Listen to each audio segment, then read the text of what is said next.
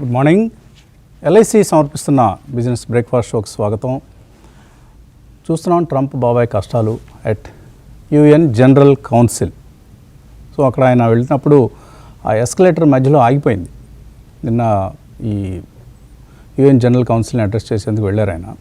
అక్కడ ఎస్కలేటర్ ఆగిపోయింది, ఆ బిల్డింగ్ చాలా పాడుపడిపోయిందని ఆయన కామెంట్స్ చేశారు. అక్కడ గోడలకు పెచ్చులు ఊడిపోయాయని, ఇలాంటివన్నీ ఆయన అనేక రకాలైన అవస్థలు పడ్డారు అక్కడ.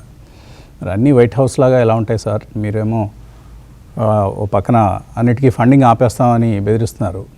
సో కష్టమే, అటువంటి ప్లేసెస్కి అసలు మీరు వెళ్ళకూడదు అలాంటప్పుడు. కానీ వెళ్ళాలి, దేశాలందరినీ ఉద్దేశించి మాట్లాడాలి. అక్కడ మళ్ళీ పాతపాటే అందుకున్నాడు. చైనా ఇండియా కలిపి యుక్రెయిన్ వార్ ఫండింగ్ చేస్తున్నాయంటూ. మనకేం అవసరం, మనం ఏదో మనకు అవసరమైనటువంటి ఒక వస్తువు కొనుక్కుంటున్నాం, ముడి చమురు కొనుక్కుంటున్నాం యుక్రెయిన్ నుంచి. అది వార్ కోసం ఇస్తున్నామని ఆయన ఎవరు చెప్పడానికి, మన అవసరం మంది.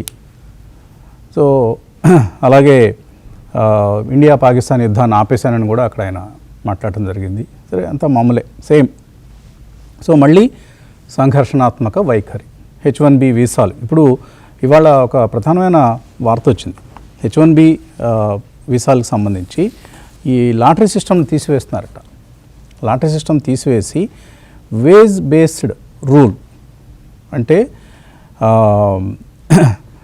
ఇప్పుడున్న ఈ ర్యాండమ్ లాటరీ పద్ధతిని పక్కన పెట్టేసి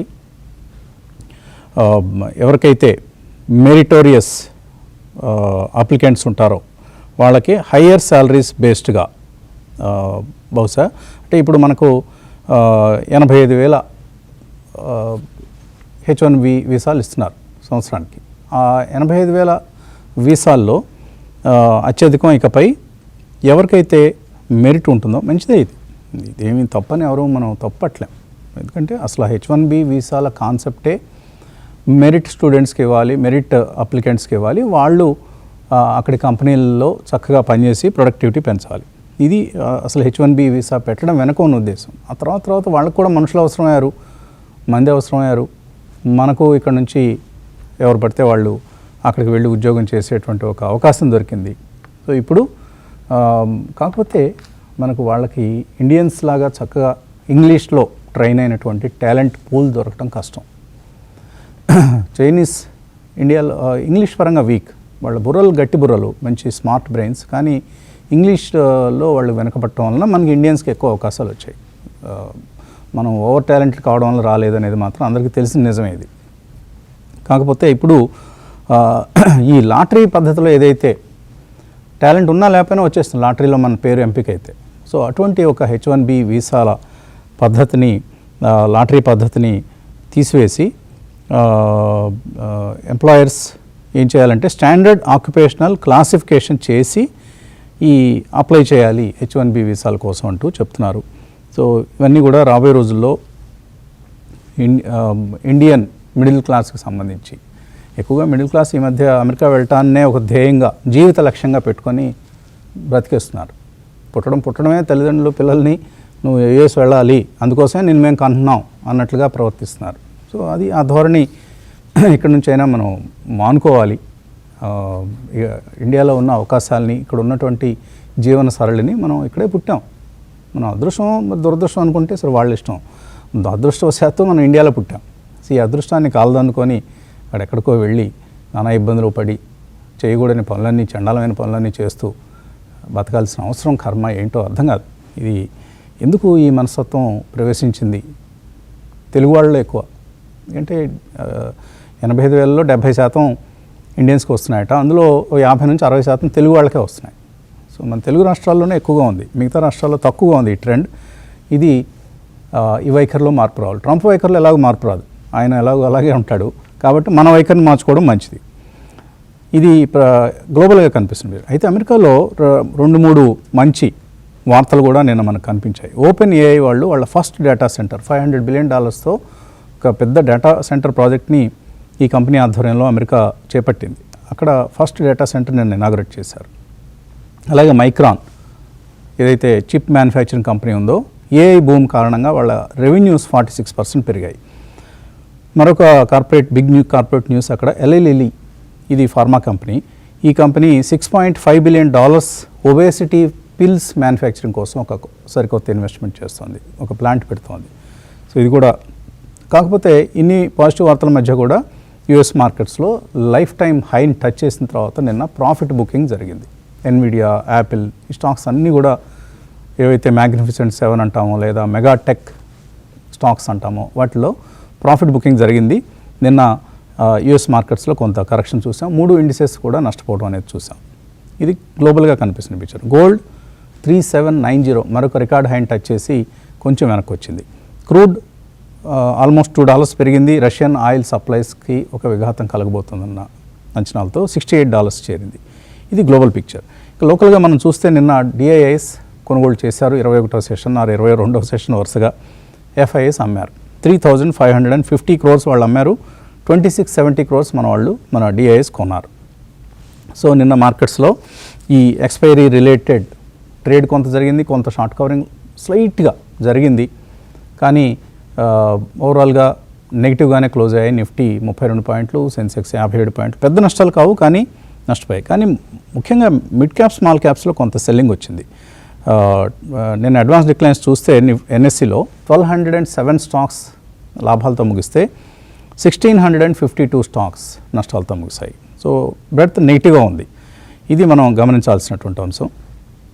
అండ్ రూపాయి వీక్నెస్ కొనసాగుతోంది. ఫారిన్ ఇన్వెస్టర్స్ ఇలా అమ్ముతున్నప్పుడు లేదు వాళ్ళ కొనుగోళ్లకు అసలు ఉపక్రమించని నేపథ్యంలో రూపాయి బలహీనపట్నంలో ఏమీ ఆశ్చర్యం ఏం లేదు. అది జరుగుతోంది, కొనసాగుతోంది కూడా. స్టాక్ స్పెసిఫిక్గా ఇవాళ హెచ్ఎస్బిసి ఒక మంచి రిపోర్ట్ ఇవ్వడం అనేది మనం చూస్తున్నాం. సెన్సెక్స్కి సంబంధించి మనందరికీ తెలుసు HSBC is one of the biggest banks and securities company in USA. So వాళ్ళు ఇప్పుడు చెప్తున్నారు డిసెంబర్ 2026 నాటికి సెన్సెక్స్ టార్గెట్ 94,000 అంటూ. అంటే నెక్స్ట్ 12 to 15 monthsలో సెన్సెక్స్ 13+% రిటర్న్స్ ఇస్తుంది అంటూ హెచ్ఎస్బిసి చెప్తోంది. సో ఇది ఒక మంచి వార్త ఇండియన్ మార్కెట్ సంబంధించి. ఎందుకంటే ఎఫ్ఐఎస్ ధోరణిలో కొంత ఇక్కడ మార్పు వస్తుందా, వాల్యుయేషన్స్ అట్రాక్టివ్గా ఉన్నాయని అభిప్రాయపడుతున్నాయా హెచ్ఎస్బిసి లాంటి కంపెనీస్. సో ఇది మనం గమనించాల్సినటువంటి అంశం. సో ఎందుకంటే మనకు ఇప్పటిదాకా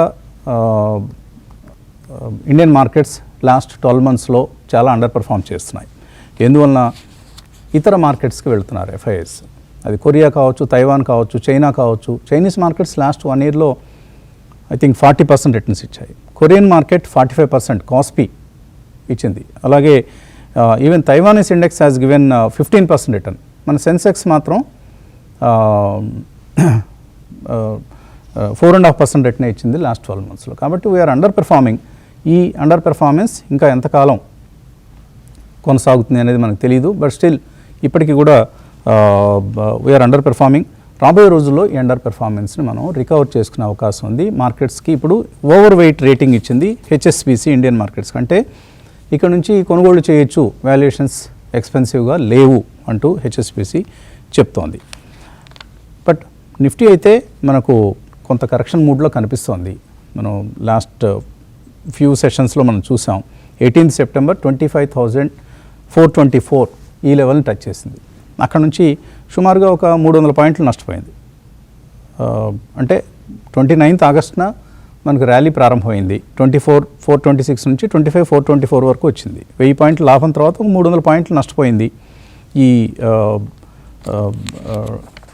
ఈ కరెక్షన్లో ఆర్ కన్సాలిడేషన్లో. కానీ మిడ్ క్యాప్, స్మాల్ క్యాప్స్లో కొంత స్టాక్ స్పెసిఫిక్గా మాత్రం చాలా మంచి మూవ్స్ కనిపిస్తున్నాయి. ఉదాహరణకి ఈ మధ్య మన కుటుంబంలో కూడా మెన్షన్ చేశారు, ఎంటీఆర్ టెక్నాలజీస్ డిఫెన్స్ స్పేస్లో ఉంది. ఈ స్టాక్ లాస్ట్ 6 monthsలో 30% పెరిగింది. 3 monthsలో 15% రిటర్న్ ఇచ్చింది. ఇది because of the defence play. డిఫెన్స్లో ఈ టాప్ రంగ్ కంపెనీస్ ఏవైతే ఉన్నాయో like direct plays like Cochin Shipyard లేకపోతే హిందుస్థాన్ ఏరోనాటిక్స్ అవి హై నుంచి కరెక్ట్ అయ్యి కొంత కన్సాలిడేషన్ దశలో ఉన్నాయి. కానీ కొన్ని కంపెనీలు, చిన్న కంపెనీలు ఇప్పుడు పార్టిసిపేట్ చేస్తున్నాయి లాస్ట్ 3 months నుంచి లేదా 6 months నుంచి. వాటిలో ఎంటీఆర్ టెక్నాలజీస్ ఒకటి, అపోలో మైక్రో సిస్టమ్స్ కూడా మనం మాట్లాడుకున్నాం. ఆ స్టాక్ కూడా లాస్ట్ 3 monthsలో డబుల్ అయిపోయింది. అలాగే కొన్ని ఇతర కంపెనీస్లో మిందా కార్ప్ విజన్ 2030 అంటూ అనౌన్స్ చేశారు నిన్న. వాళ్ళు 5 yearsలో నెక్స్ట్ 5 yearsలో టర్న్ ఓవర్ని 3.5 times రెవెన్యూని పెంచుకునే ప్రయత్నం ఉన్నారు. అలాగే నెట్ ప్రాఫిట్ను కూడా 3 to 4 times పెంచుకునే ఉద్దేశంతో లక్ష్యంతో ఆ కంపెనీ పనిచేస్తుంది. సో ఆటో యాన్సిలరీ స్పేస్లో ఒక మంచి యాక్టివిటీ ఉందంటానికి ఇది నిదర్శనం. అలాగే బజాజ్ ఎలక్ట్రికల్స్ ఒక అక్విజిషన్ ప్రకటించింది, టారెంట్ పవర్ అక్విజిషన్ ప్రకటించింది, మజగాన్ డాక్ తమిళనాడు ప్రభుత్వంతో గ్రీన్ఫీల్డ్ షిప్ యార్డ్ కోసం ఏర్పాటు కోసం ఒప్పందం కుదుర్చుకుంది. అలాగే స్విగ్గీ ఇవాళ యాక్టివ్గా ట్రేడ్ అయ్యే అవకాశం కనిపిస్తుంది. ఎందుకంటే ర్యాపిడోలో ఈ కంపెనీకి ఉన్నటువంటి 2,400 crores స్టేక్ని అమ్మకానికి పెట్టబోతున్నారు. అలాగే పిఎస్యు బ్యాంక్స్ ఇవాళ కూడా లైమ్లైట్లో ఉండే అవకాశం ఉంది. నేను చూసాం కొన్ని స్టాక్స్ లైక్ కెనరా బ్యాంక్ 121 రూపీస్కి వచ్చేసింది ఇప్పుడు. PSU banks foreign portfolio investors limit పెంచుతారా అనేటువంటి ఊహాగానాలు మార్కెట్లో కనిపిస్తున్నాయి. సో అది బ్యాంక్స్ సంబంధించిన ఒక మంచి వార్త. ఇలా మనకు స్టాక్ స్పెసిఫిక్ యాక్షన్ చాలా కనపడబోతోంది. IT stocks will continue to be underperformers. ఈ H1 గొడవ సద్దుమణిగేంత వరకు ఐటీ కంపెనీల జోలికి వెళ్ళొద్దు. దెన్ ఆటోమొబైల్స్, మెటల్స్లో కూడా ఒక మంచి బుల్ మార్కెట్ చూస్తున్నాం మనం. చాలా కంపెనీలు JSW steel, Tata steel, NMDC ఇటువంటి కంపెనీస్ అన్నీ కూడా 6 months high, 9 months high, 11 months high ఇలా మనకు కనిపిస్తున్నాయి. సో మెటల్స్, ఆటోస్, FMCGలో కొంత ప్రాఫిట్ బుకింగ్ జరుగుతోంది. అండ్ PSU బ్యాంక్స్ వీటిల్లో మనకి ఎక్కువగా లాభాలు కనిపిస్తున్నాయి. ఇక IPO మార్కెట్, ఇప్పుడు IPO మార్కెట్ అంటే ఈ ఫైనాన్షియల్ డైలీస్ ఎవరైనా చూస్తుంటే అర్థమవుతుంది.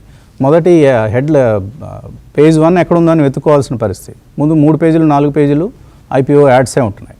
సో అటువంటి ఒక పరిస్థితి IPO మార్కెట్లో మనకు కనిపిస్తుంది. చాలా IPOs ఉన్నాయి ఓపెన్గా. ఈరోజు మళ్ళీ కొత్తగా ఈప్యాక్ ప్రీఫ్యాబ్ టెక్నాలజీస్ అనే ఒక IPO, అంటే ఈప్యాక్ డ్యూరబుల్స్ గ్రూప్కు సంబంధించిన కంపెనీ. ఇప్పుడు ప్రీఫ్యాబ్కి ఎక్కువ డిమాండ్ ఉంది కాబట్టి ఈ IPO కూడా అప్లై చేయొచ్చు. నిన్న క్లోజ్ అయింది GK energy IPO 89 times subscribe అయింది. సో ఒక స్ట్రాంగ్ సబ్స్క్రిప్షన్ అనేది IPOస్లో కనిపిస్తోంది.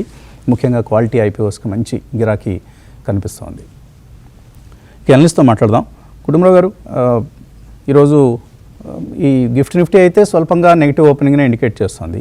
నిన్న కొంత బ్యాంక్స్ మనకు అవుట్ పెర్ఫామ్ చేశాయి, ముఖ్యంగా PSU banks and to some extent even private sector banks కూడా. సో ఈరోజు ఎటువంటి ట్రేడింగ్ పరిస్థితిని ఊహించవచ్చు మనం? మార్కెట్స్ కన్సాలిడేషన్ మోడ్లోనే ఉన్నాయండి. ఎందుకంటే ఎప్పుడైతే 25,400-500 బ్యాండ్లో సెల్లింగ్ ఎన్కౌంటర్ అయ్యి అక్కడి నుంచి కరెక్షన్ మొదలైందో లాస్ట్ 2 sessionsలో అనమాట, క్లియర్లీ ఎవిడెంట్గా ఉంది.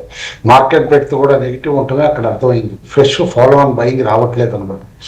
And fresh follow on buying వచ్చి కాస్త కాన్ఫిడెన్స్ పెరిగితే అన్ని క్యూస్ మ్యాటర్ అవుతాయి అని చెప్పి అప్పుడే మార్కెట్స్ ఇక్కడి నుంచి ముందుకెళ్తాయి అని చెప్పేసి అనుకోవాలి. ఇప్పుడు మోర్ ఇంపార్టెంట్ ఏంటంటే 25,000ని అంత బాగా డిఫెండ్ చేసుకుంటుంది. మన మార్కెట్ అవుట్ పెర్ఫార్మ్ చేయగలుగుతుందా లేదా ఫ్రమ్ దీస్ లెవెల్స్ అని చెప్పేసి అనమాట కేర్ఫుల్గా అబ్జర్వ్ చేయాలి. ఎందుకంటే క్లియర్ కట్గా నిన్న US మార్కెట్లో మనం చూసాం హైయర్ లెవెల్స్ దగ్గర నుంచి ఎట్లా స్లిప్ అయింది మార్కెట్ అక్కడ అని చెప్పనమాట. అమెజాన్ 3% పట్టడం, ఎన్విడియా 3% పట్టడం, ఈవెన్ మెటా కూడా 1.5% అన్నీ కూడా కరెక్ట్ అయ్యాయి అనమాట. మ్యాగ్నిఫిసెంట్ 7 ఏవైతే అంటామో అవన్నీ కూడా హై నుంచి కరెక్ట్ అవటం క్లియర్గా చూసాం. దాంతో అనమాట ఎట్లా పడింది అనేది అర్థం చేసుకోవచ్చు. అక్కడ ఒక పీక్ రీచ్ అయిందా మార్కెట్ అంటానికి ఇమ్మీడియట్గా మనం నిర్ధారణ చేసుకోలేకపోయినా కూడా ఒక సాచురేషన్ వచ్చింది, ఒక పీక్ రీచ్ అయింది అనేది అయితే క్లియర్లీ అర్థమవుతుంది. ఎందుకంటే year till date US markets కూడా కేర్ఫుల్గా చూస్తే నాస్డాక్ ఒక 29 times అనమాట 52-week హైస్ క్రాస్ అవుతుంది చూసాం. అదేవిధంగా S&P అరౌండ్ 28 times, అదే డౌ అనమాట అరౌండ్ 7 times. కానీ వీటన్నిటికీ మించి యాజ్ అన్ అసెట్ క్లాస్ ఈ సంవత్సరం మోస్ట్ బిగ్గెస్ట్ అవుట్ పెర్ఫార్మర్ అంటే కనుక వితౌట్ ఎనీ డౌట్ గోల్డే. ఎందుకంటే ఇయర్ టిల్ డేట్ 44% బంగారం పెరిగింది. దాంతో చాలా వరకు అనమాట ఫండ్స్, గ్లోబల్ ఫండ్స్ అనమాట గోల్డ్ ETFsలోకి వాటిలోకి ఫండ్స్ షిఫ్ట్ చేస్తున్నాయి. కాబట్టి అనమాట డెఫినెట్లీ ఇక్కడి నుంచి tech stocks unless out perform తిరిగి చేయగలిగితే నేను అనుకోవటం US మార్కెట్స్ సిగ్నిఫికెంట్ హైస్ ఇక్కడ నుంచి వస్తాయా before Christmas or holiday season అక్కడ స్టార్ట్ అయ్యే లోపల అనేది మాత్రం కొద్దిగా డౌట్ఫుల్గా ఉంది. ఎందుకంటే నేను వాల్యూమ్స్ కూడా పెరిగినాయి, పుట్ ఆప్షన్స్ వాల్యూమ్ కూడా పెరిగింది అక్కడ. అంటే కాస్త డెఫినెట్లీ అప్రమత్తత అనేది అక్కడైతే తెర మీదకి వచ్చిందని చెప్పేసి మనం అర్థం చేసుకోవాలి. కాబట్టి గ్లోబల్ క్యూస్ అట్లా ఉన్నప్పుడు మన దగ్గర ఏంటి అనేది మనం ఆలోచిస్తే clearly GST first day performance చూసాం. జిఎస్టీ 2.0ది ఆటో సెక్టర్లో సేల్స్ ఒక్కో కంపెనీ ఫస్ట్ డే సేల్స్ ఎట్లా ఉన్నాయి ఏంటనేది, దానికి మార్కెట్ మోర్ దాన్ నెసరీ ఎక్కువ సిగ్నిఫికెన్స్ ఇచ్చినాయా అని కూడా అనిపిస్తుంది. ఎందుకంటే అంతకుముందు ఫ్యూ వీక్స్లో ఎప్పుడైతే జిఎస్టీ చేంజెస్ అనౌన్స్మెంట్ వచ్చినాయో తగ్గిన సేల్స్కిను ఇప్పటికీ తీస్తే not a very significant increase in the sales అని చెప్పేసి అని అనుకోవాలి. కానీ but all in all definitely festival season కాబట్టి ఆ సేల్స్ జంప్ కానీ ఇవన్నీ కూడా కంపెనీ పెర్ఫార్మెన్స్ పైన కూడా రిఫ్లెక్ట్ అవుతాయి ఇన్ కమింగ్ డేస్ అని చెప్పేసి అర్థం చేసుకోవాలి. అయితే clearly PSU stocks especially banks అనమాట నిన్న అవుట్ పెర్ఫార్మ్ చేయడం మనం చూసాం.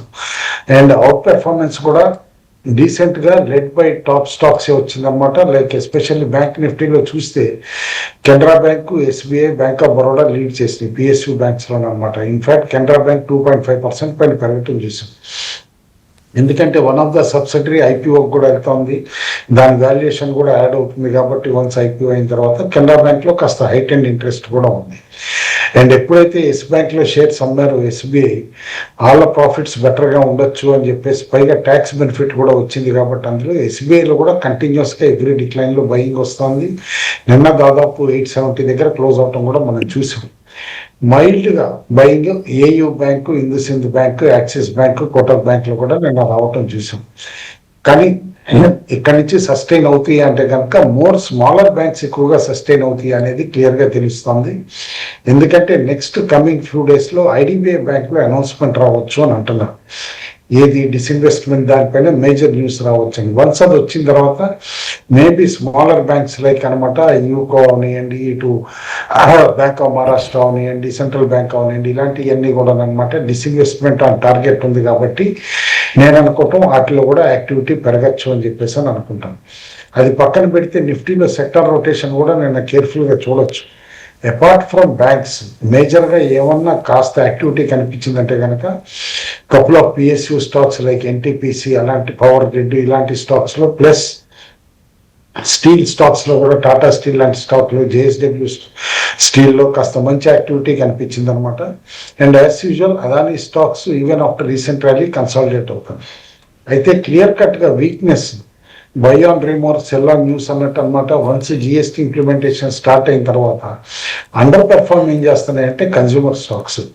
నిన్న కూడా ట్రెంట్, హిందుస్థాన్ లివర్, నెస్లే ఇలాంటివన్నీ కూడా కాస్త వీకెండ్ అవటం కూడా చూసాం అనమాట.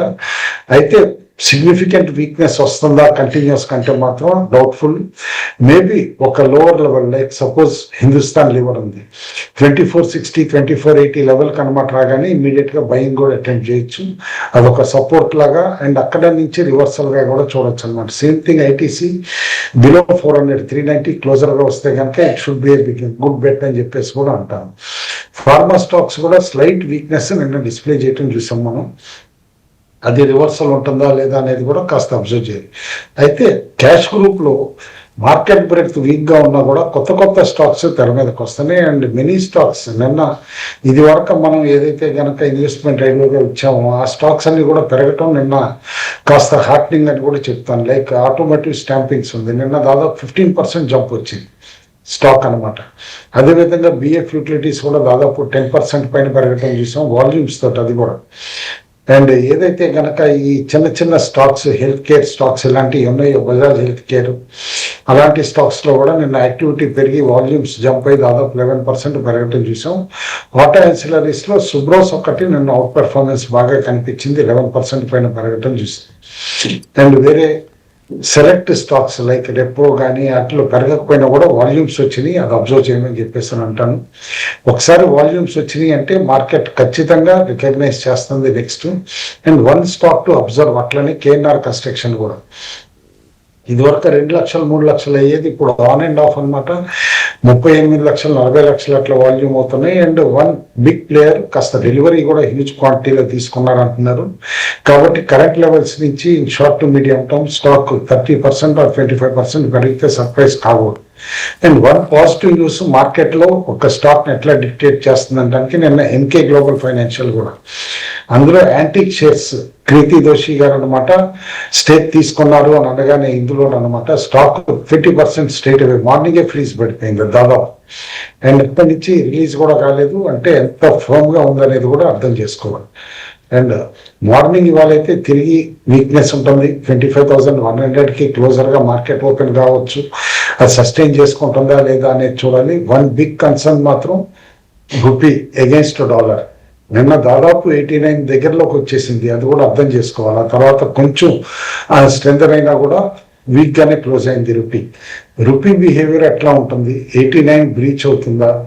అండ్ మిగతా కరెన్సీస్ తోటి కూడా కంపేర్ చేసుకుంటే ఏషియన్ కరెన్సీస్ తోటి రూపీ సిగ్నిఫికెంట్లీ వీకర్ అని చెప్పేసి అనాలి. ఎందుకంటే కంపారిజన్ మనం జస్ట్ మన నైబరింగ్ సౌత్ ఈస్ట్ ఏషియా కానీ ఫార్ ఈస్ట్ ఏషియా కానీ వీటిలోది కనుక చూస్తే కనుక ఇండోనేషియన్ రూపాయి తర్వాత మనదేనమాట బాగా వీక్ గా కూడా ఉందన్నమాట. ఈ రెండేనమాట సిగ్నిఫికెంట్ వీక్నెస్ ఉంది ఎగేన్స్ట్ డాలర్. మిగతా అన్ని ఇయర్ టు డేట్ చూస్తే సౌత్ కొరియన్ వాన్ అవనియండి, జపనీస్ ఎన్ అవనియండి, ఈవెన్ చైనీస్ రెన్బీ అవనియండి, తైవాన్ డాలర్ అవనియండి, అన్ని కూడా ఎనీవేర్ ఫ్రమ్ 3% to 8% ఎప్రిషియేట్ అయినాయి.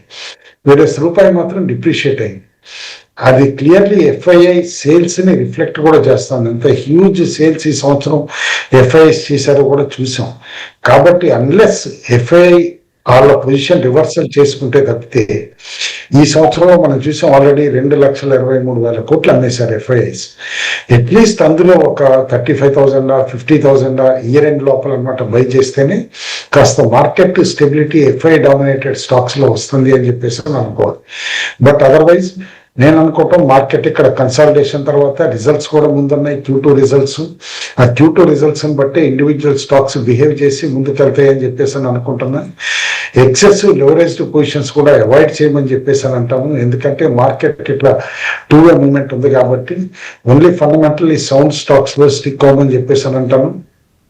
డౌట్ఫుల్ ఫండమెంటల్స్ ఉన్న స్టాక్స్ లో మాత్రం this is not the time to buy, it is the time to exit అంటాను. Action వచ్చేసి లో ఫండమెంటల్స్ ఉన్న స్టాక్స్ అనమాట పెరిగితే, like one particular example RRP semi conductor అని, ఆ ఒక్క పేరుతోటి టర్న్ ఓవర్ లేదు, ఏమీ లేదు, స్టాక్ మాత్రం దాదాపు 100 రూపాయల స్టాక్ 6,000-7,000 రూపాయల దాకా కూడా కంటిన్యూస్ గా గత కొద్ది నెలలుగా పెరగటం చూసాం. అట్లా న్యూస్ ఏముందో దేవుడేరు, కానీ స్టాక్ మాత్రం ఫార్ బియాండ్ ఫండమెంటల్స్ ఎట్లా జంప్ అయిందో కూడా చూసాం. ఇలాంటి స్టాక్స్ లో కొనటం మిస్ అయినా పర్లేదు, కానీ కొని ఇరుక్కుపోవటం కంటే కూడా తప్ప ఇంకేం ఉండదు అనమాట. కాబట్టి కొద్దిగా అప్రమత్తతోటి ఫండమెంటలీ సౌండ్ స్టాక్ లోనే ఇన్వెస్టెడ్ గా ఉండమని చెప్పేసి అని అంటారు. ఒక వార్త చదువుతున్నాను బ్రేక్ టైంలో. యూకే దగ్గర గోల్డ్ రిజర్వ్స్ 310 టన్స్ ఉన్నాయి. యూకే సెంట్రల్ బ్యాంక్ దగ్గర ఉన్న గోల్డ్ నిల్వలు 310 టన్నులు.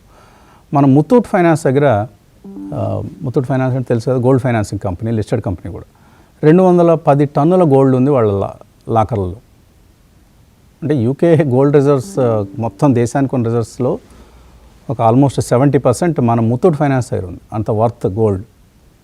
సో మనం చాలా స్పెషల్ ఎకానమీ ఉంది, ఇండియన్స్ ఎకానమీ. మనం ప్రతి ఏటా 700 నుంచి 800 టన్నుల గోల్డ్ దిగుమతి చేసుకుంటాం.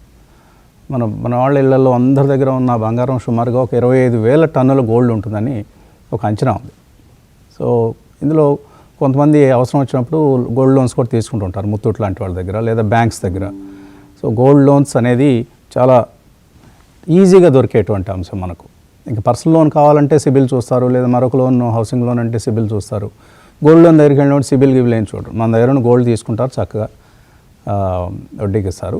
సో అలా మనం డెట్ ట్రాప్లో ఇరుక్కునే ప్రమాదం కూడా ఉంటుంది. అదేదో మంచి విషయం అని చెప్పడం లేదు, బట్ ఒక ఎగ్జాంపుల్ చెప్తున్నాను. So Indian economy is so special. Kranti garu, ఏంటి మీ సిల్వర్ పరిస్థితి ఏంటి? ఎంత నిల్వలు ఉన్నాయి? సిల్వర్ ఇంకా అక్యుములేట్ చేస్తున్నారా? 1,35,000కి చేరింది ఇప్పుడు.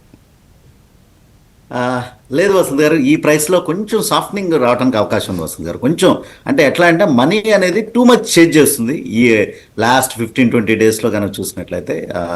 ఈ ప్రైస్ రేంజ్లో యాడ్ చేయాల్సిన అవసరం లేదు వసంత్ గారు. బహుశా కొంచెం ట్రంప్ చేస్తున్న ప్రయత్నాలతో ఏదన్నా ఒక పీస్ స్టాక్స్ కానీ జియో పొలిటికల్ టెన్షన్స్ కానీ తగ్గినట్లయితే గోల్డ్లో ఒక అంటే స్టీప్ కరెక్షన్స్ రావు కానీ కొంచెం కన్సాలిడేషన్ గోల్డ్ అండ్ సిల్వర్లో రావడానికి అవకాశం వస్తుంది గారు. ఇప్పుడు చూసినంత కొంచెం అబరేషన్, ఎందుకంటే పీక్ ఆఫ్ ద మార్కెట్ ఎంత కిందకు వచ్చినప్పుడు కొనుక్కోవచ్చు.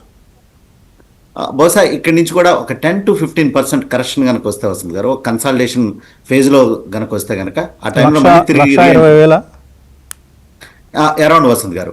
ఆ రేంజ్లో స్లోగా మళ్ళీ యాడ్ చేసుకోవచ్చు. మరీ స్టీప్ కరెక్షన్స్ ఎక్స్పెక్ట్ చేయకూడదు. మన స్టాక్ మార్కెట్ లాగా ఒక మైల్డ్ కన్సాలిడేషన్స్ ఉంటే నెక్స్ట్ ఏంటంటే లాంగ్ కన్సాలిడేషన్స్లోకి వెళ్తుంటుంది గోల్డ్ అండ్ సిల్వర్. బట్ మనం ఇందాక కుటుంబరావు గారు చెప్పినట్టు last 1 year the best asset class కనుక చూసినట్లయితే ప్రీషియస్ మెటల్స్, గోల్డ్ అండ్ సిల్వరే. నెక్స్ట్ మనకి ఇంకా ఫెడరల్ రిజర్వ్ కనుక నెక్స్ట్ అటెంప్ట్లో ఏదన్నా అగ్రెసివ్గా మళ్ళీ రేట్ కట్ సైకిల్ కనుక స్టార్ట్ చేసినట్లయితే మళ్ళీ గోల్డ్కి తిరిగి రెక్కలు వస్తాయి వస్తుంది గారు. అదర్వైజ్ అప్పుడు దాకైతే గోల్డ్ ఈ ప్రైస్లోనే కన్సాలిడేట్ అవ్వడానికి అవకాశం ఉంది. ఏమో $4,000 అయితే ఇమ్మీడియట్గా చెప్తున్నారు టార్గెట్. ఆల్రెడీ 3,800 వచ్చేసింది. $5,000 టార్గెట్ కూడా కొన్ని కంపెనీలు రేటింగ్ ఏజెన్సీలు వీళ్ళు చెప్తున్నారు. హెచ్ఎస్బిసి లాంటి వాళ్ళు, లేకపోతే జెఫ్రీస్ లాంటి వాళ్ళు. ఎనీవే మంచి డ్రీమ్ రన్ కొనసాగుతోంది ప్రెషస్ మెటల్స్లో, గోల్డ్ అండ్ సిల్వర్లో. రామకృష్ణ గారు, గుడ్ మార్నింగ్ అండి. మార్నింగ్. మీకు కెనరా బ్యాంక్ మీరు రాఖీ రోజు ఇచ్చిన కానుక చక్కగా వర్కౌట్ అయింది, మంచి రిటర్న్స్ ఇచ్చింది కెనరా బ్యాంక్. ఆ రోజు మేము ఏవో ఇతర షేర్లు చెప్పాం, మీరు కెనరా బ్యాంక్ చెప్పారు. So congrats for that. And ఏంటి ఎలా చూస్తున్నారు ఇవాళ బుధవారం, శాండ్విచ్ డే అనుకుంటూ ఉంటాం మనం. సో ఎలా ట్రేడ్ చేయాలి ఈరోజు? సో మార్కెట్ పరంగా చూస్తే లాస్ట్ 3 సెషన్స్ నుంచి మార్కెట్ కంటిన్యూస్ గా ఫాల్ గమనించామండి. మెయిన్ గా 2 కారణాలు అట్రిబ్యూట్ చేసుకోవచ్చు. ఒకటి ఐటీ సెక్టర్ లో ఫాల్, అలాగే రూపీ ఏమో ఇంకా బలహీనపడటం. ఈ 2 కారణాలతో మార్కెట్స్ కొంత కన్సాలిడేషన్ అవుతూ ఉన్నాయి. అట్లాగే రేంజ్ అయితే రెసిస్టెన్స్ పరంగా 25,500 దాటితేనే మళ్ళీ ఫర్దర్ గా మార్కెట్స్ కొన్ని రెక్కలు వచ్చే అవకాశం ఉంది.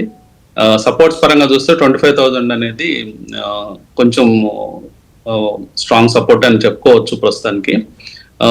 ఒక క్రూషియల్ నెంబర్ దగ్గర నిన్న క్లోజ్ అవటం చూసామండి, 25,169.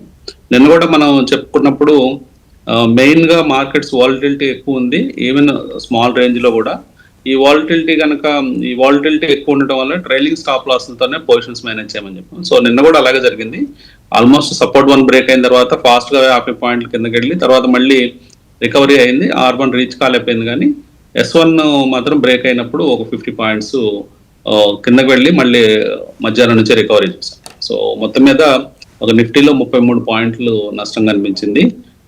మెయిన్ గా రీజన్ బ్యాంక్ నిఫ్టీ కొంత సపోర్ట్ చేయటం. బ్యాంక్ నిఫ్టీ 225 పాయింట్స్ పాజిటివ్ గా క్లోజ్ అవటం, అది నిఫ్టీకి హెల్ప్ చేసినట్టు అయింది. సో ఓవరాల్ గా చూస్తే ఇండికేటర్స్ అన్ని కూడా కొంచెంగా సాఫ్ట్ అవుతూ ఉన్నాయి. ఎంఎస్సి కూడా పాజిటివ్ క్రాస్ ఓవర్ ఉన్నప్పటికీ మొమెంటం అనేది చిన్నగా ఫేడ్ అవుట్ అవుతూ ఉంది. తర్వాత ఆర్ఎస్ఐ కూడా నెగిటివ్ క్రాస్ ఓవర్ లో నిన్న టర్న్ అయింది. నెంబర్ మాత్రం 56.79 దగ్గర ఆర్ఎస్ఐ ఉండటం మనం చూస్తున్నాం. సో ఇదేంటంటే కొద్దిగా రాబోయే ఫ్యూ డేస్ కి కన్సాలిడేషన్ అనేది మార్కెట్ చెప్తూ ఉంది. సో అట్లాగే మనం ఈ వీక్ లో మంత్లీ ఎక్స్పైరీకి కూడా వెళ్తున్నాం కాబట్టి మార్కెట్స్ కొంత కన్సాలిడేషన్ టు నెగిటివ్ బయాస్ లో ఉండొచ్చు. మోస్ట్లీ 25,000 అనేది సపోర్ట్ బ్రేక్ కాకపోవచ్చు అని నేను అనుకుంటున్నాను. సో ఓపెన్ ఇంట్రెస్ట్ పరంగా కూడా 25,200 పుట్ రేటింగ్ హైయెస్ట్ ఉండటం మనకి 25,000 దగ్గర హోల్డ్ అవ్వచ్చు అన్నట్టుగా కనిపిస్తుంది, అన్లెస్ ఏదన్నా వెరీ బ్యాడ్ న్యూస్ వస్తే తప్పితే. ప్రస్తుతానికి ఈ సెటిల్మెంట్ లో 25,000, 25,500 మధ్యలో మార్కెట్స్ ఆసిలేట్ అయ్యే అవకాశాలు ఉన్నాయి. బ్యాంక్ నిఫ్టీ పరంగా చూసినట్లయితే రెసిస్టెన్స్ వచ్చేటప్పటికి 56,000 హయ్యర్ సైడ్, లోవర్ సైడ్ వచ్చేటప్పటికి 55,000, ఒక 500 పాయింట్స్ రేంజ్ లో నెక్స్ట్ ఫ్యూ సెషన్స్ ఉండే అవకాశం. ఓకే, ఫెస్టివల్ సీజన్ చాలా ఎక్కువ యాడ్స్ ఉన్నాయి, అందువలన మనం ఎక్కువసేపు కార్యక్రమాన్ని నిర్వహించలేకపోతున్నాం. ఇప్పుడే ఏదో ఒక మెయిల్ చదువుతున్నాను, త్రివేణి కరీంనగర్ నుంచి ఒక మెయిల్ పంపించారు. ఏమని, ఒక స్టాక్ సిమిలర్ టు ఎన్విడియా ఒకటి ఏదైనా రికమెండ్ చేయండి నెక్స్ట్ 2 to 3 years కోసం. ఎన్విడియా అనేది 2 to 3 yearsలో ఉద్భవించిన కంపెనీ కాదండి, ఒక రూపాంతరం చెందిన కంపెనీ కాదు.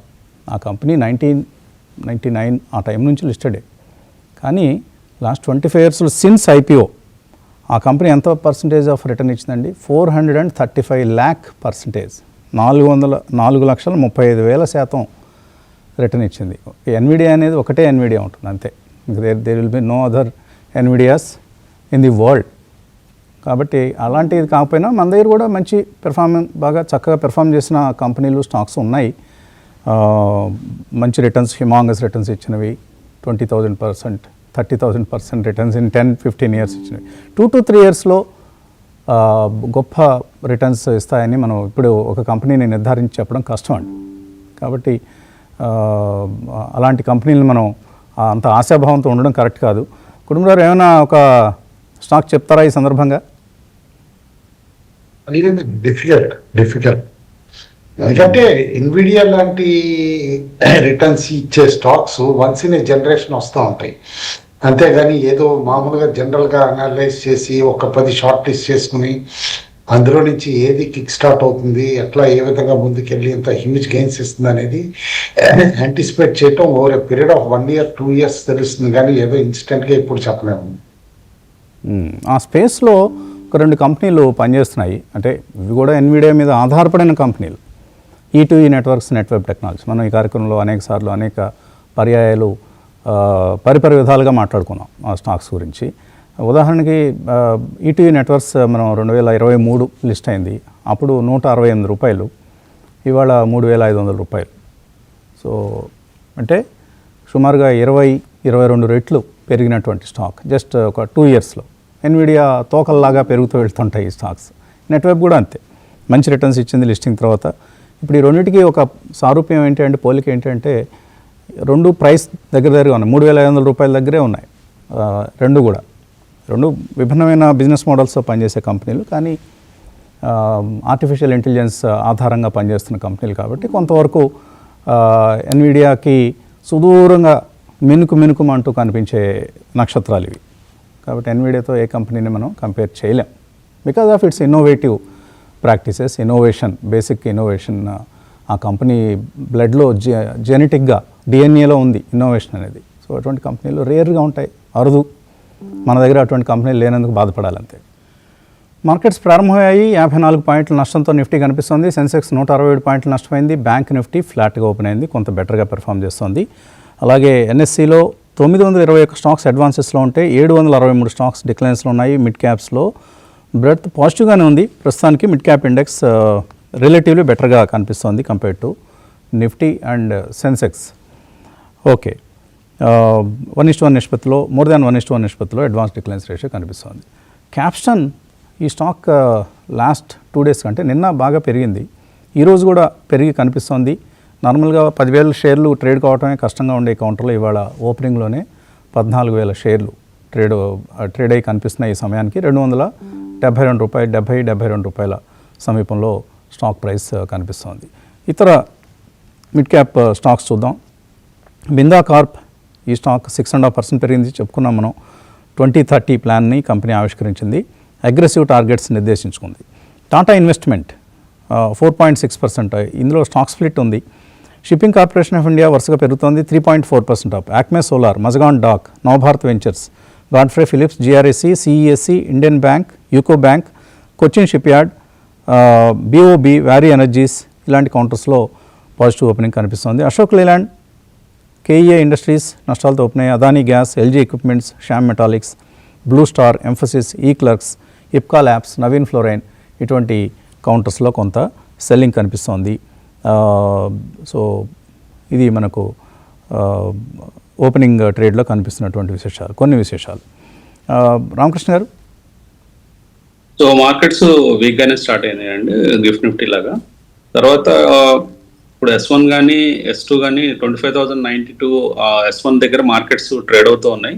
ఇన్ కేసు 25,068 కూడా బ్రేక్ అయితే, ఒక 5 minutes కనుక బ్రేక్ అయ్యి హోల్డ్ అయితే షార్ట్ అటెంప్ట్ ట్రై చేయమని చెప్తానండి. సో స్టాప్ లాస్ మాత్రం చాలా స్ట్రిక్ట్ గా పెట్టుకోవాలి. స్టాప్ లాస్ అరౌండ్ 25,110 అలా పెట్టుకొని 25,068 బ్రేక్ అవుతుంటే షార్ట్ చేయండి. ఓకే, క్యాప్షన్ స్టాక్లో వాల్యూమ్స్ బాగా నమోదవుతున్నాయి. 20,000 షేర్స్ ట్రేడ్ అయ్యాయి ఇప్పుడు దాకా. సో సమ్వన్ ఈజ్ పర్చేజింగ్, అంతకంటే పెద్ద విశేషం ఏముంటుంది. సో ఎవరో కొంతమంది రిజల్ట్ యాంటిసిపేషన్ కావచ్చు, మరొకటి కావచ్చు, కొంటున్నారు. బోరోసిల్ పెరిగింది, 5.2% పెరిగింది. అలాగే స్విగ్గీ పెద్దగా మూమెంట్ లేదు, ర్యాపిడో నుంచి ఎగ్జిట్ అవుతున్నారు.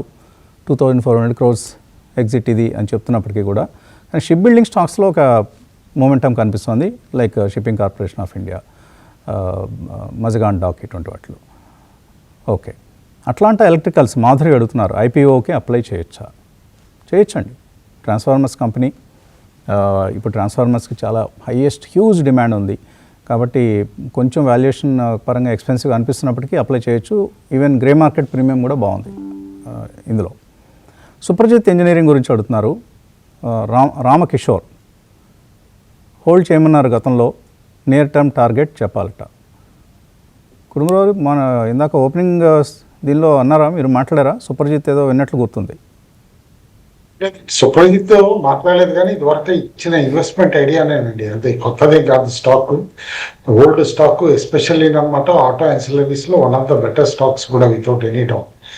స్టాక్ 52 వీక్ హైకి దగ్గరలో ట్రేడ్ అవుతుంది, 497, 498 అనమాట. ఎందుకంటే లాస్ట్ రిజల్ట్ కూడా వాస్ డీసెంట్ ఎనఫ్ రిజల్ట్ అనమాట. Top line bottom line modest గా తగ్గినా కూడా వెరీ ఎంకరేజింగ్ ఇన్వెస్టర్ రిపోర్ట్ ఇవ్వటం కూడా చూసాం కాబట్టి అనమాట. అండ్ బిజినెస్ అప్డేట్స్ కూడా పాజిటివ్ గా ఉన్నాయి.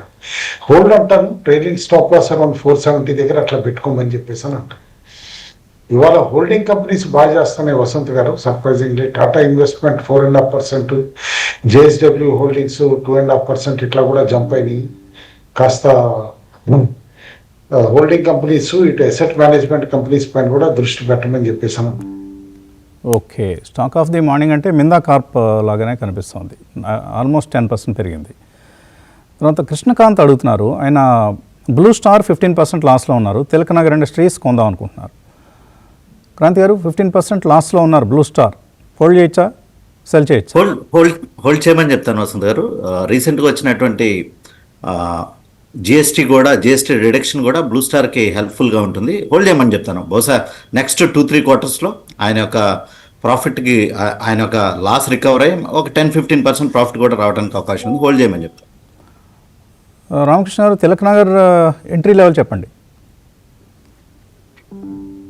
తిలకనగర్ ఇండస్ట్రీస్ ప్రస్తుతం 455 దగ్గర ట్రేడ్ అవుతుందండి. కొంచెము వీక్ నోట్ లో ఈ స్టాక్ కనిపిస్తుంది, ఇంకొంచెం కరెక్షన్ దిశగా వెళ్లే ఛాన్సెస్ క్లియర్ గా ఉన్నాయండి.